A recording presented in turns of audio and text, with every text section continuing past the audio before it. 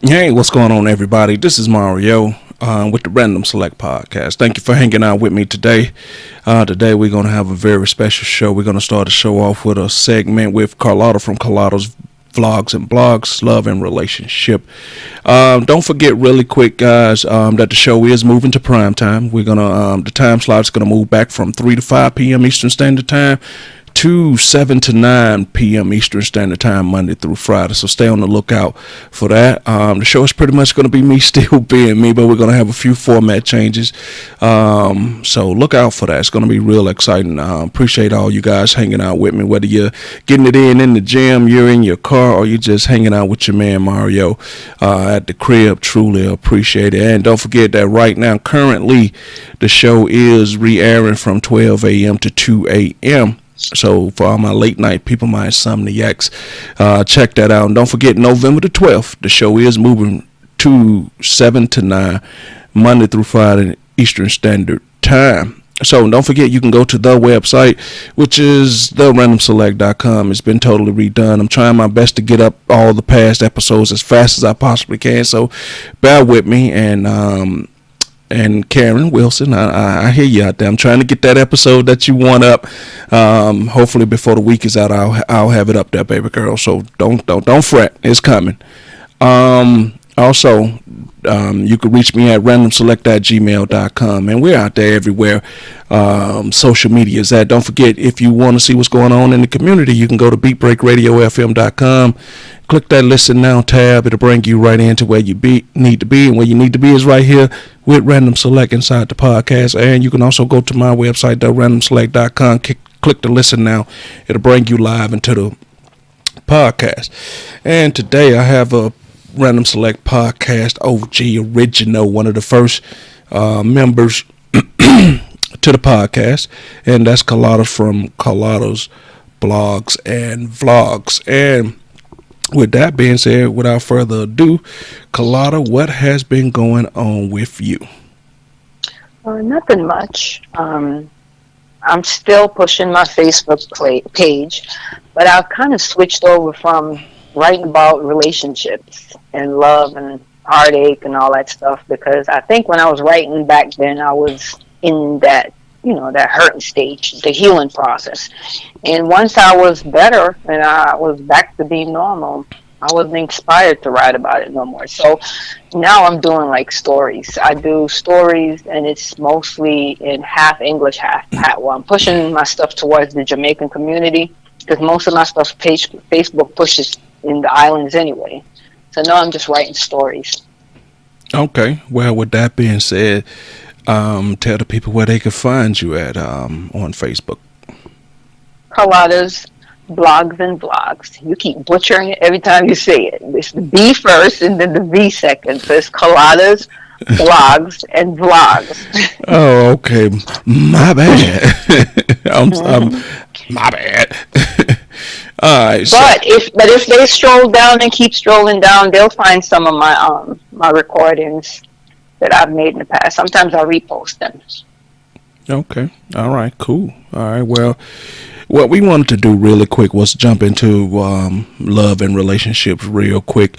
And just since you hadn't been on the podcast in a while, I mean, we haven't hooked up and, talked about this. We just wanted to, get in here and be honest and talk about things. Also, I got one that I'm going to throw you a curveball I didn't tell you about, but I'm going to ask you about it anyway. But before we actually started recording, we talked about, I said to you that women seem to just, no matter how much they've been hurt, no matter how bitter or whatever they may seem to be, women still always feel like they want to believe, still feel like that they just want to love, even though they come through bad man after bad man. And I ask you, why is that? Why do women feel like they still just got that glimmer of hope, even though they keep running into BS? Because I think we're built differently. I think we're built to be more emotional and to embrace love way more than men. I think the passion that men have for chasing pussy is the same passion we have for the hopes and the desire to find love and to give love.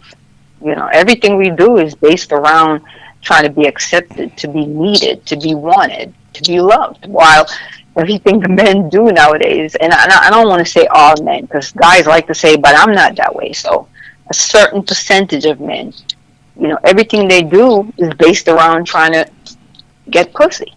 And that's the reality of it. And as long as we're both looking for two different things with the same kind of passion, we're going to keep bumping heads and clashing into each other.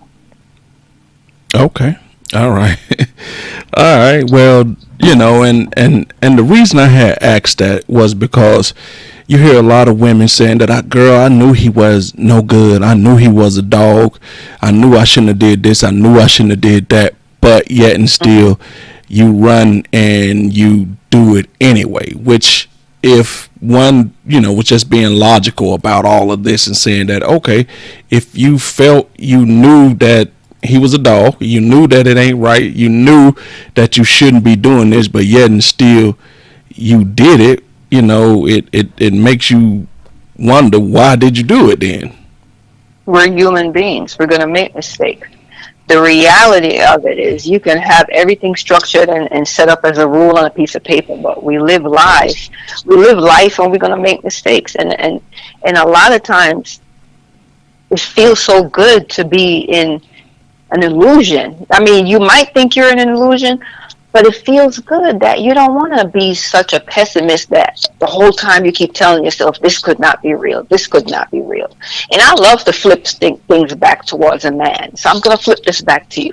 If we knew that red flags exist, then we should see the flags and not make mistakes and miss the flags. It's the same thing with men.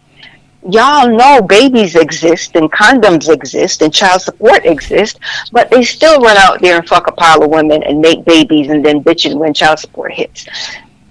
They're not perfect. It feels good before you bust and you have no condom on and blah, blah, blah. I'm just saying, we're humans. We're going to make mistakes. So the same way we dream and wish and hope that he might be for real, and we don't want to bring in all this negativity to block the feeling that this is the real thing. It's the same way y'all don't want to bring in the condoms and all the stuff to remind you that a couple more people have been up in this hole besides you. And if you process it too much, you will kill the desire to screw her. That's why all men want to pretend that even though he knows that most likely she's screwing 2, 3, 4 other people, he wants to pretend that this is a different type of woman. And maybe we're pretending this is not a dog sitting beside us. We're humans. We're not perfect. All right. The only thing I would definitely say to that is that, and I've said this on previous podcasts, that we as men chase the new and the thought of busting, like, I don't know, it's somebody told you it was $100 million in straight untraceable cash that nobody would say anything to you if you go get, you know what I mean? And we would throw anything away for it. We don't think about the ramifications. We don't think about what could potentially happen. You throw your family, kids, whatever relationships you got, all for, I mean, let's just be honest. Even at the best moment, it's only 5 or 10 minutes.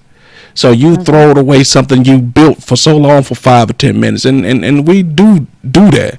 And I guess you're right to flip it around, because this is the equivalence of saying that we chasing the bus and the feeling of new, and you guys chasing the fact that maybe this might be a good guy. He might do the right thing, and I might actually find a partner in love out of this. So I guess, that's why you guys do it the way we do it too. Right. And unfortunately, it's a game, because they're feeding us what they know we're looking for, and we're getting the red flags. We have the written rules that we should go to a certain process to prevent hurt. But if you follow all those rules, you'll never meet anybody, because there's too many women that are ahead of you and doing certain things. And so a lot of women feel pressured that they have to not follow the old-fashioned rules to get somebody. So a lot of women now are giving up ass quickly and crossing their fingers and hoping it'll be Mr. Right. And that's what the guys are hoping the women will do, because by the time you gamble with pussy, roll your dice and give it up, and then 2 days later you find out he's not picking up his phone, or the attention span, you notice a difference. He's pulling away. It's too late. But that's what women are doing now. They're doing so much things. They're giving men things they should only give them when they're in a boyfriend category, and crossing their fingers and hoping that he'll treat them like a girlfriend, or he'll actually come and say, look, I'm going to make you my woman. And we're doing it the wrong way. Okay. All right. Well, I guess is no more to be said than that about that. But the truth of the matter is that it could all be better than we make it out to be. But because we all are selfish by nature, we don't want it to be nothing more than what it is. Because if we did it that way, that'll be too much like right. And the bottom line is, like I tell you all the time, and when you be saying, I can't understand why people did that, and I tell you all the time, it's not the fact that you can't understand and they don't know why they did it. They just didn't give a fuck. And sometimes when you don't give a fuck, you can't put logic to don't give a fuck. You know what I mean? You just can't. I mean, don't give a fuck is don't give a fuck. So you can't rationalize that, and we'll be trying to say, why would he do that, and why this and why that. That is no logic to don't give a fuck. That's the bottom line. But you know why I keep saying to you, why? I don't even ask why anymore, because I'm starting to just realize what it is. What it is what it is. But the reason why I kept saying why, if you look at other races, other cultures, they're not doing what we're doing. We're the only little group that is lost in this little waste of time game that we got going on. Even though other cultures, other races cheat, they're still doing what they're supposed to do. It's less things for those women to deal with and worry about, and those races are moving forward. But us as black folks in this country at this moment, and even in the other countries that look up to this country, which is like my island and a lot of other islands, we're so busy playing this game with each other that we don't realize that the world is passing us by. And that's one of the sad things that's coming out of this generation, that we are losing our people because we're so caught up in materialism and games, and then we also flipping it and turning out the women. The women are starting to be better players than the men. We're destroying each other. Okay. Well, with that being said, let's jump right into, our first question. And that question is, if you're dealing with a man, and I'm asking you this as a woman, if you're dealing with a man and that man is over 40, how long should you give that man to get himself together? He should have gotten himself together already. Over 40? What are you waiting for? When he's 60? By the time he's 60, he ain't no use to nobody. You should be you have enough time to make it to 40 something or 40 and already start having your stuff together. And when I say have your stuff together, I'm not saying he's supposed to be rich or in upper class. If you meet a man in his 40s and he don't have a vehicle, he don't have his own place, he don't have anything saved up anywhere, you don't want to be bothered with him. He's still looking, and it's, I know it could be situations that make him end up in that position, but if you know you already comfortable in your life and you got your shit together, you might want to think twice, because after a while, when the fun is over, it might be something wrong with him why he's where he is, and y'all going to be bumping heads. Okay. My theory on that is everybody has, everybody got shit they going through. You know what I mean? And unfortunately, we live in a world where that's more prevalent than at any point in the history of the world right now, is that everybody got shit they going through.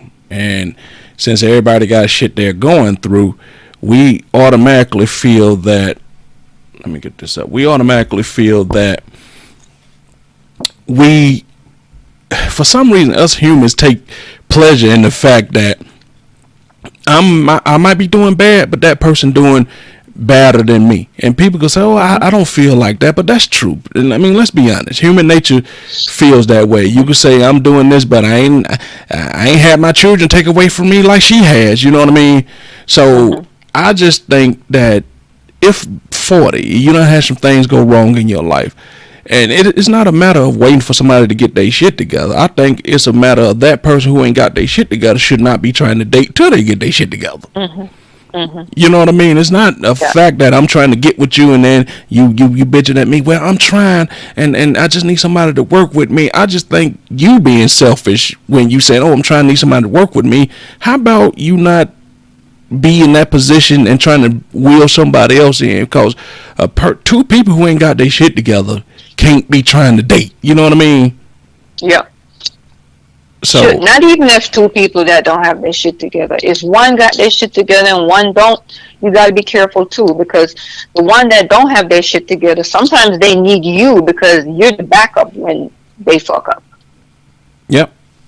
I agree with that 100%. And it's okay to say you want to work with somebody. It's okay you say that you want to build with somebody. I have no issues with that whatsoever, because I don't want to make it coming across like, well, they make it seem like I'm holier than thou. I'm not saying that, but sometimes when somebody ain't got they stuff together, it seems like it's harder to get to the top or get to where you're going, because for every 2-3 steps you taking that way, it seems like they pull you back a little bit, because if you got to work to pull them 2-3 steps up, where are you going if you got to go back to pull them to where you at? It's hard for you to keep moving if you got to pull them up too. And I'm not saying you shouldn't do it, but I'm just saying once you get to a certain point in your life, I don't have time to wait for somebody to get themselves together, because the same opportunities maybe that I've spent going to school, like you went to school, same opportunity when you out working nights and you hate your job, it's the same thing that they could do. And I see this with a lot of men that, let's face it, the women have become the hustlers and the go-getters, and the men have become the lazy bums sitting around waiting for somebody to get them something. And you're not going to have nothing, no matter how much a woman loves you and no matter how much she cares about you. It comes a point to where either she's going to get tired of your shit. Yep. But a lot of times, because women are lonely and they're tired of being lonely, they will change some of the requirements and try to give some of these people a chance. And you might luck out and find somebody that really was trying to make a change, and you'll see them grow with you. But from what I've experienced dating here in Atlanta, shoot, most of the people that you think, okay, I'm going to give you a chance to grow, they're looking at you as, no, I'm not going to grow. I'm just going to ride on your back and be comfortable. So that's one of the things you got to be careful of in Georgia. Yeah, I agree with you 100%. So now, hold on. So, all right. So we'll move right on into the next question now that we got that one out the way. I guess the next question would be, and this is a curveball, and I hate to even throw this out there, but I'm just putting out what I saw as a meme on Facebook. Nobody sent me this question. It's just a meme, and I'm just asking you as a woman. Would you ever do this? And I'm telling you right now, full disclosure to Carlota and everybody who's listening, it's a bit disgusting. But I saw it out there, and I just want to ask. Somebody put this out there and said that if you're going down on a man, women, I guess she was talking to the other women, saying that if the man, get ready to come, right? You let him come into your mouth, you hold it, and then you get ready to go kiss him, and then you shoot the cum in his mouth. Would you ever do that? Why would you want to do that? I don't know. I just saw it on a meme, and and the whole entire time is me being a man, right? And that never crossed my mind that anybody would ever do that. You know what I mean? What I'm saying is, what type of woman would do that? Yeah, but there's a whole bunch of weird people out there. There's a whole bunch of people that have dysfunctional, I shouldn't say dysfunction because it's, I'm not to judge. There's a lot of people with fetishes, but if he really wanted cum in his mouth, he can always put his own head down there and bust in his own goddamn mouth. What do you need a woman to get it first in her mouth and spit it back in his for? But I guess the person who put it up was trying to say that for all the men that keep asking women to swallow and all this type of stuff, and I guess she's saying, okay, before I do that, see if you like the taste of your own. Okay, I see where she's going with that. Yeah. She's saying that if you don't want to swallow your own shit, why should I swallow yours? Yes, I guess she's trying to say, see how you like it. Right, but the reality of all that stuff is, it's a power trip. It's an ego thing. He doesn't really give a damn if where the damn sperm gonna go in your stomach and if it'll kill you or cause something in your body to go wrong. It's just the act to see her swallow it. And I understand it's based off of ego. You want to believe that you are so special and so different and that your shit is so powerful that this woman is so hungry for it, she's going to suck it down like this fucking caviar and champagne. And all it is an illusion. Any woman that does this and say, I actually like the taste of sperm in my mouth going down my throat, shit, she's unique. More power to you. Most women do this shit to impress a man or to finish off an act. It's an illusion. Guys feed into it, and we're gonna do what we think will boost his ego. It's an ego game. And I don't even know why I just said we, because I ain't swallowing nobody's sperm. Alright, well, I just wanted to put that one out there to make, to kind of, say that this was just crazy to me as far as, And I've heard people say, oh, but the man goes down there and your body fluid, blah, blah, blah. We don't shoot it out in your mouth like a garden hose and hit your esophagus and make you choke on it. It's two different flows. Okay, two different flows. All right, I got you. Two different flows. Okay, so now with that being said, let me see if I can get this thing back to where we need it to be. Let me ask you a question. All right, getting back on a serious note, I'm asking you as a black woman who has 3 kids of her own, how can black women stop raising babies alone? How do you think that's possible? We can't stop raising babies alone because you can't control another human being. But we can decrease the chances of raising babies alone. Years ago when I was younger, I would tell you, oh, make sure the guy means some good, make sure you're married, make sure you test it out for a while. I was married for 20 years and I still divorced. So marriage doesn't really make a difference when it comes to raising kids. You don't know what's going to happen. You can't control the next person. The only thing I could say for that is you got to hope and pray you pick a person that's willing to work with you and willing to communicate, that y'all have an understanding from the beginning that we're going to make a deal that no matter when the stuff come at us, we're going to try to work through it.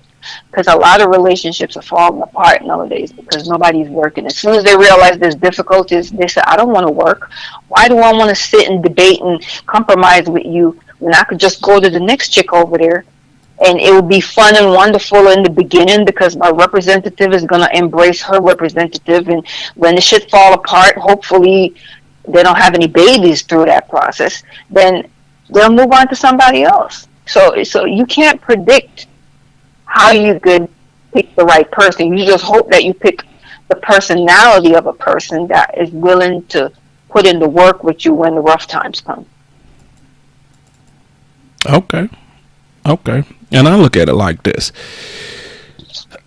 A lot of things happen between men and women, right?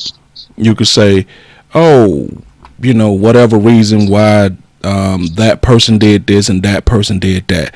But the bottom line is this: it's not just the woman's job to raise a kid by themselves. You know what I mean? A lot of men got this whole crazy out of sight, out of mind type thing when it comes to, kids. And I ain't saying you got to be with the woman, because we got this weird thing saying you have to be with the woman, right?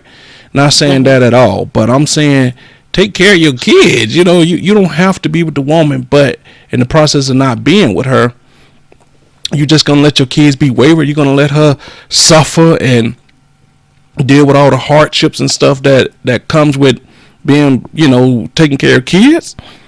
And I just don't understand why some men feel that way.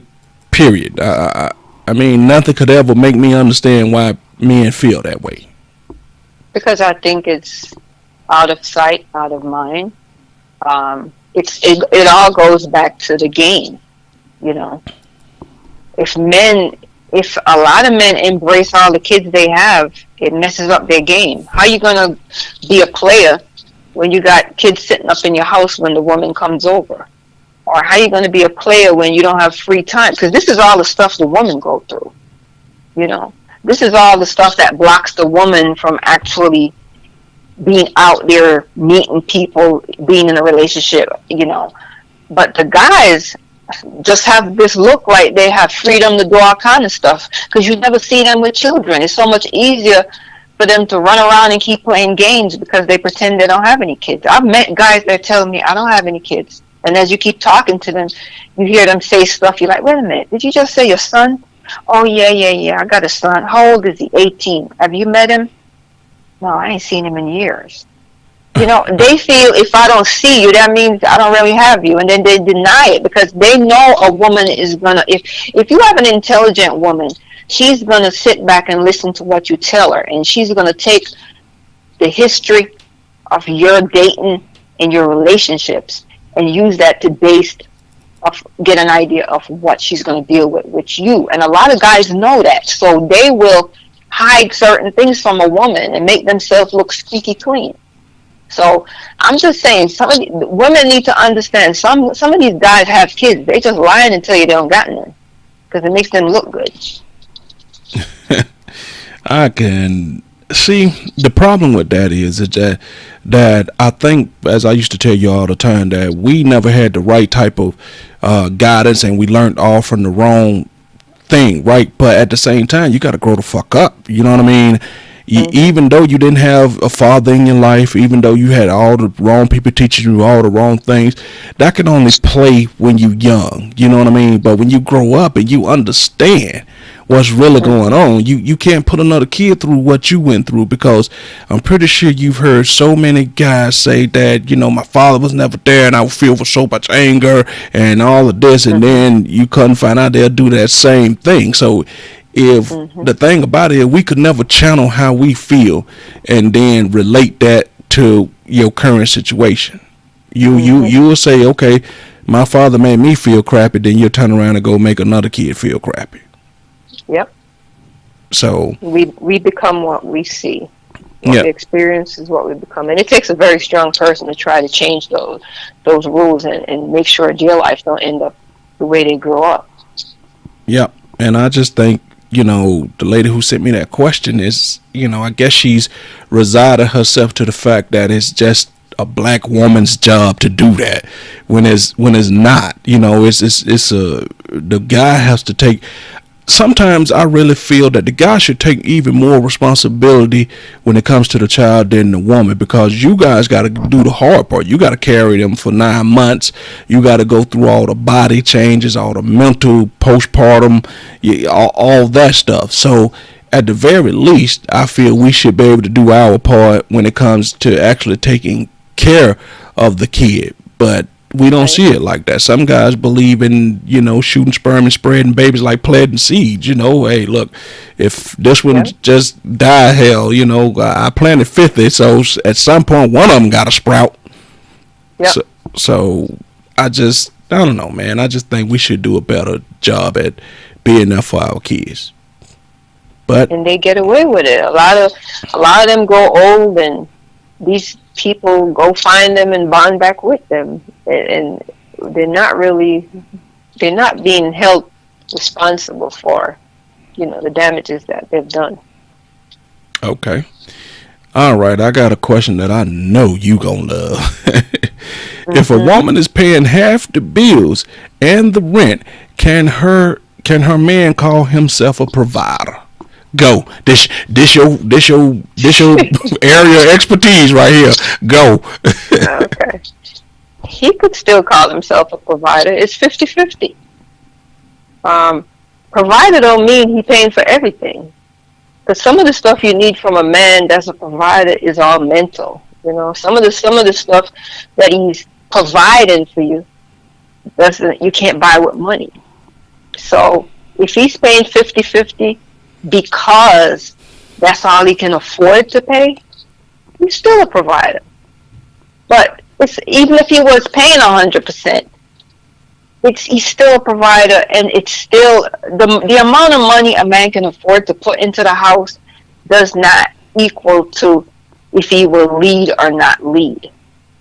It's the personality, it's the type of man that you have, you know, because I've seen guys, like on certain of my jobs, I see guys that have positions that don't pay well. And you'll find out they have another job somewhere else. They're providers, their wives work, their girlfriends work, but he's hustling to make sure he could take care of certain things so that woman don't look at him in a certain way where she feels like, you feel like a child in my life because I have to be the one going out there taking care of everything.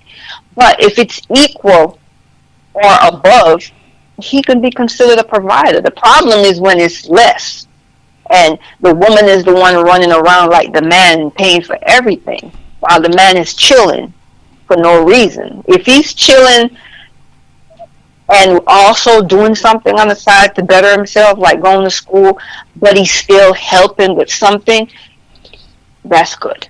Because you know it's temporary. But if he's chilling, playing video games, don't want to work, smoking marijuana, and only contributing a disability check every month that only could cover a light bill, that's not providing.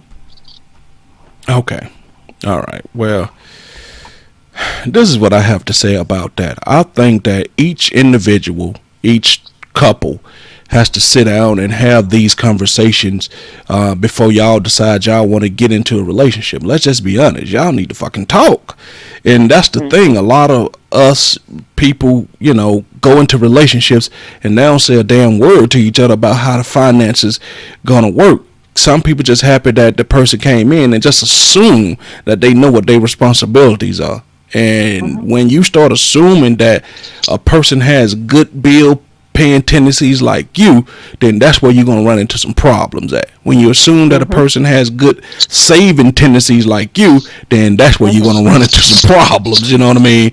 Because that person might be the type of person that believe in working all week long, and that when they get their check, go buy Gucci, go to the mall, buy everything up, spend everything, and then they have nothing, and they literally would just like to wait till they get paid again. I mean, the true definition of living check to check, you know what I mean? Yep. So if you guys do not talk about this, y'all gonna run into some problems, especially for the new age people who have the weed problems, who like to smoke. To me, that's a bill. You don't realize how much money people are spending paying for weed. So if that's money that's not gonna be contributed to you or the household. So now you frustrated because you saying to yourself, I thought I was bringing somebody in to help me, but I swear to God, it seems like since he been here, things have been tougher. You know what I mean? So I don't. And you don't even have to focus only on this discussing and finding out what their decisions are. You could watch what they're doing. If you're with a guy and you see him blowing his check while you're dating, and at the end of the week he broke, that's what you're going to get all the time. You know, a lot of times we pretend we don't see stuff in the beginning, but what you see in the beginning is what you're going to get, especially when it's bad, because usually they'll give you their representative and pretend to be something else. But some of them people are so lazy, they don't even have the drive to create a representative. So if you walk in and all you see is a lazy person with no ambition, but you think, oh, he's going to change, that's a big mistake. He's going to be the same way 1 year from now. Yep. I agree with you 100%. I agree with you 100%. And like I said, I agree with you with watching, but I still think you have to say certain things verbal, because you know, a lot of us men, you know, the first thing we like to say, well, you ain't say nothing. Mhm. So and then you women come back with, so I got to tell you that the light bill need paying. I have to tell you that rent is due and we need to pay the rent. So certain things, if you have to tell the man, you might want to consider that to be a red fucking flag, because this dude ain't quite right if you have to tell him that you don't want to be sitting up in the dark, or you don't want to be sitting up with no heat on in the middle of winter. You got to tell him that. Yep. Or he believes if he paid a light bill, that's contribution, and that's the end of it. You know, like they don't know what other bills are. You know, people love to pick the lowest bill in the goddamn pool and pay it and tell you they did something, because it's a bill. You know, $49 water bill is nothing compared to the rent and the food. Yeah. But they'll run around and tell their friends, she tripping. You know, I pay bills up in there. Which bill you pay? The $25 Netflix bill or and the water bill? So you gotta be careful of that too. Yeah, but and then those would be the type of people that make sure. But I guarantee you, they already got they got their blunts, they got cigarettes, and they got something to drink. Y'all might be in the dark, but you'll hear them popping bills in the dark. You know, so. And the next thing, you know, you go that far and you start saying, you gotta watch. You know, you be at the gas station, they fill up in a very expensive car, putting $5 gas in the tank, or they're up in QT, $5 on pump 10. You go out there and pump 10 got a brand new charger. You know. Yeah. But you're putting $5 gas and you look like a millionaire. Okay, and I agree with that. So let me ask you this: you're out there, you're in the dating scene, and really real quick, what's the most common thing you're seeing as far as game playing or stories or you know, common scenario? What's the most common thing you're seeing out there from men? Just so you can help some of the other women be leery. Say, ladies, if you see this coming, you already know he full of shit. What's the most common thing? The first date, they usually put everything out. And then after the first date, they start switching up on you. They have excuses. They don't want to go out no more. Let's come over my place. They avoid going out like a plague, you know. And the blunt people, the pot smokers, whatever you want to call them, the blunt. They be hiding that shit until they're comfortable with you. So, you know, they'll lie and tell you, oh, I smoke, but it's once in a while. I've heard that, oh, it's once in a while. You know, the last person told me I smoke, but it's once in a while, had to leave the movie theater. They tell me they're going for a cigarette, and they come back smelling like pot. You know, I'm like, you know you got a problem when you got to go smoke a little bit in the car and come back in the middle of a movie. A movie's, what, an hour and a half? Yeah. You know, something's wrong with that. You know, so that's the thing. You got to be careful. That illusion they give you, most of them can't keep it up past one date. Wait a minute. Let me just make sure I'm totally understanding what you're saying. You said you went on was this the first date for you guys? Yes, first date. So you went on the first date with a guy, and he told you he'll be right back. Left the movie theater completely, and went outside to smoke a blunt. Then when he came back, he smelled like marijuana. Yeah, he said he had to smoke a cigarette. He'll be right back, which is the first time in I've the ever middle seen of that. the movie, trying to get to know you, trying to make a good impression on you. Yes. He said he'd be right back. He got him smoke a cigarette. So I said, okay, I guess his nicotine habit is bad, you know. And then when he came back and he sat down, I smelled that nasty marijuana smell, and I realized he went out and smoked marijuana. Wow. You know? So, well, and of course, I won't go into detail, but needless to say, his priority was his marijuana. Now, over time, you found out that to be the case.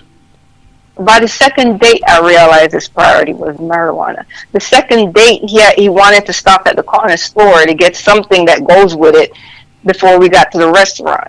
And then because I was arguing the fact that why we got to stop, let's just go get the dinner over with, they got upset.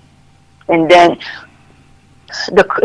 I just said, okay, let's stop and get whatever you got to get. And then when they got it, and they got their fix. They went back to normal. It was a wonderful person from the first date again, and I was like, no, there's some red flags just flying all around here. You got issues. What I realized is people are addicted to this damn smoking marijuana. This 420 friendly generation we have going on. They think it's just I'm just enjoying myself, but they're addicted to it. They're addicted to the chemical in it. And if they don't get what they want, they get cranky and nasty. Wow. But nobody talks about that. They love to preach and tell you that, it just makes you feel good, you're relaxed. Yeah, what about when you can't have it? Because some people get to the point where they can't do without it. Oh, boy, I bet all my pot smokers are going to disagree with you on that one. And they let them tell it it's common. It mellows you out. It makes, I don't care if you had your leg amputated. Smoking enough pot, boop, it'll pop back out. It mellows you.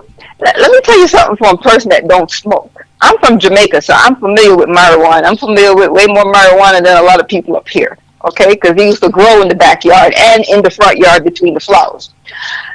When you're busy high on that marijuana or you mellowed out, the person that don't smoke, they see you in slow motion in regular life. See, you somewhere else in La La Land. You don't really know what's going on. You're going off the little memories of what you think you were going through. I've actually watched somebody smoke this thing, and they lay there for 2-3 hours and was gone, sleeping. And then they wake up and go back to normal. And then 30 minutes later, they smoke another part of it, because they never finished it. And then they go back out into La La Land. So if you don't smoke, you're sitting there just watching the regular world go by. Okay, well. So needless to say, if you smoke, but you just go get you another person that smoked too. Yeah. So I've never been a smoker. I mean, that's just not my thing. You know what I mean? So I don't understand. Now, I'll smoke cigars. I mean, everybody kind of knows that, but it's not the same. You know what I mean? But it's never been my thing. I'm not going to go outside in 20-degree weather, take a couple puffs and run back in. You know what I mean? I'm not going to, because to me, if you're not going to smoke in the house, smoking is seasonal. You know what I mean? When it's cold, I'm not going outside to smoke cigars. So, but the weed smokers, they can't even wait till they get home. They got to do it in the car. Then they'll go park somewhere. Like, grown men now will go park with other grown men sitting in the car smoking, and I'm like, nobody has places to go. And I'm assuming these are all the people that live with their mamas or live with other people that don't want them to smoke in the house. But you'll see 4 or 5 grown men pile up in the car, go somewhere in the school parking lot and smoke. Never understood that.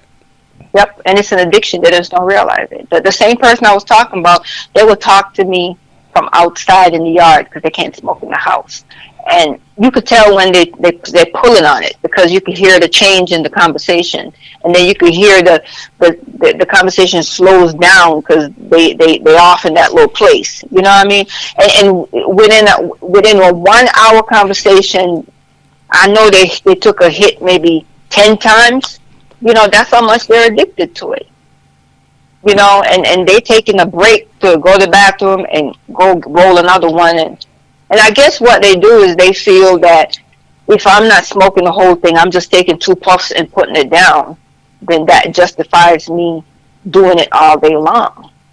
Okay, all right. We kind of strayed off subject. So just to get back, because I even forgot, what were you telling the women to be wary of? I was saying be careful of the illusion you get on the first date, because a lot of that stuff you see is not real.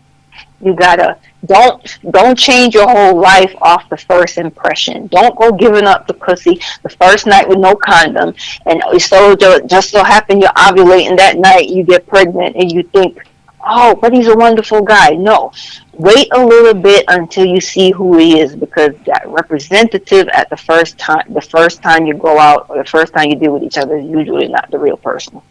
What do you say to that woman who says, "But I'm so tired of being lonely"? Put a condom on.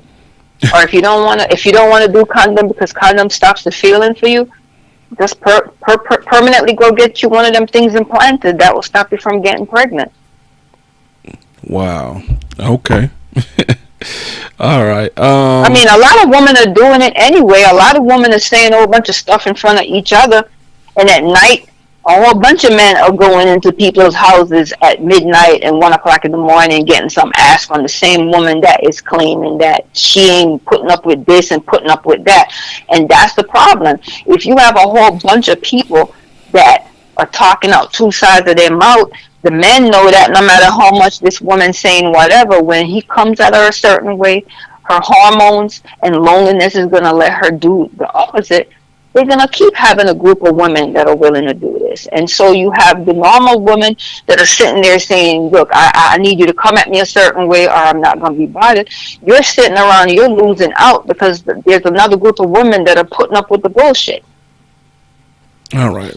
What I would like to add to that is, women, can we finally put to get bed what type of car what type of car a man drives means what his status is? Can we please stop that? Cause you got some guys who ain't got a pot to piss in and a window to throw out driving some of the flyest cars out there. So can we stop that? Girl, he drive a fly car, so he must got a little money. No, that doesn't mean that. Yep. And don't mean nothing. And let's stop going by the materialistic stuff y'all seeing people put up on social media. Can we stop assuming people got money because you see him counting $100 bills, on social media? Can we please stop assuming that? Let me mention something to you. The people with money don't go around flaunting it because they're comfortable with their money. The people that flaunt money are the ones that either just got a little bit of money or don't have no money. Because when you're comfortable with money, you're not pushing it in people's faces. I mean, you'll see certain things to let you know that that person must be rich or must be financially comfortable. But they will not go out of their way to push it in your face. How many people see a doctor running around in a white lab coat in the street, walking through Walmart, walking into QT gas station in his white lab coat with his name on it and stethoscope around his neck? They put it on when they get to work. They're so comfortable with it that they're not going to run around trying to let the world see that they're a doctor. Because you're going to attract the worst kind of people there is. So when you're used to money, you're not flaunting it. The ones that flaunt it in your face, if you got to count bills on Facebook in front of me and spread all this money, you don't have no money. Yep. I agree with that 100%. Because all my money is in the bank, getting invested, making interest, not sitting in a shoebox in my room for me to take a picture of it. All right, Carlota, really quick before we get up out of here, tell everybody where they can find you. Tell everybody what they can expect from you. And tell them, you say you're doing the stories. Tell them a little bit about the stories before we get up out of here real quick. Okay, well, I left Jamaica when I was a kid, but I have great memories from childhood. So I write these blogs with stories from a little girl's point of view in Jamaica. Her name is Sharon. So the stories are called Sharon Not Done Yet, which is just a mischievous little girl and stuff she does. That's what's on Facebook right now. But if you really want to see the stuff I used to write when I was writing about love and relationship, it's on my website, which is Carlota's blogs, B as in boy, blog.com. If you really want to hear the voice stuff that I wrote, like the spoken word stuff with the videos attached to it, then you'd have to scroll through my page and go further down at the bottom, because I do repost them once in a while, and it talks about it's just trying to break down relationships and pain and hurt and broken heart and all that stuff. It breaks it down for a woman. A man could use it too, but it's more to help a woman understand why stuff happened and why you're doing these things that you don't understand. You can't stop doing. The healing process takes a while, and it's certain steps you have to go through to get to a certain point. So, but you can look for it on Facebook. All right, guys, we're up against the break. I want to thank Carlota for hanging out with me today inside the Random Select podcast. It's the podcast is all about thought-provoking talk right here on Atlanta's new underground station, Beat Break 87 FM, and I will catch you guys after the break. Thank you, Carlota. You're welcome.